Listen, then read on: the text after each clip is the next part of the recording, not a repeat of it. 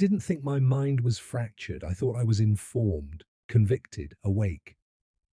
But something didn't fit. I prayed constantly, yet my body was tense. My thoughts were sharp. My heart was closed. I was asking God for peace while living on a frequency of outrage. The change didn't come when I learned more.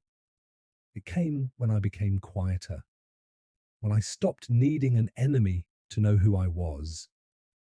The fractured mind keeps you from peace. You cry out to God for help. But prayer is not volume, it's alignment. Are you tuning your dial to the right frequency, or asking love to speak while broadcasting fear, noise, and division? God is not absent.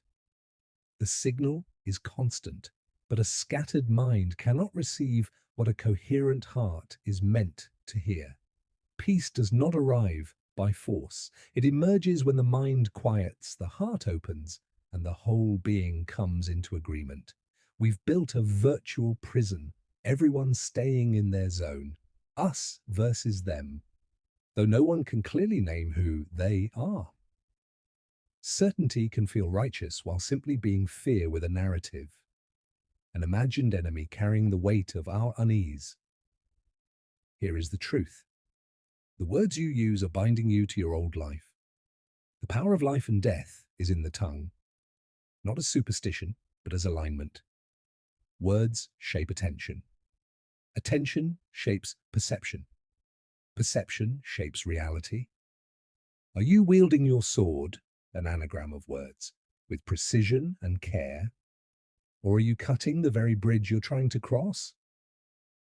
Observe the tone of your inner speech. Notice what you rehearse when no one is listening. See how often language reaches for blame instead of understanding. Peace begins here, not by changing the world, but by changing the frequency from which you speak into it. When words soften, the mind follows. When the mind quiets, the heart opens. And when the heart opens, God does not need to shout. You hear him because you are finally tuned to receive. Now is the only place God can be found, not because God is limited, but because you are.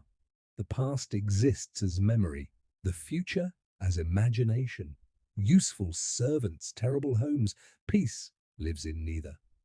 The mind time travels, replaying what has happened, rehearsing what might happen, arguing with people who aren't present, defending against threats that haven't arrived, and all the while life is happening somewhere else. Presence is not passivity. It is participation, the warmth of a cup in your hands, the weight of your body in the chair, the breath arriving without your permission. This is not escape. This is reality. God does not speak in hypotheticals. He speaks in being. I am, not I was, not I will be. When you are fully here, you stop arguing with ghosts. You stop preparing speeches for battles that never come. The nervous system settles because there is nothing to defend against right now.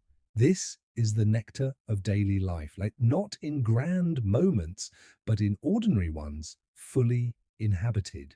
Washing dishes without resistance, listening without preparing a response, walking without rushing ahead of yourself.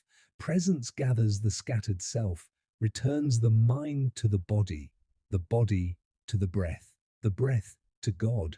Not later, not after certainty. Now.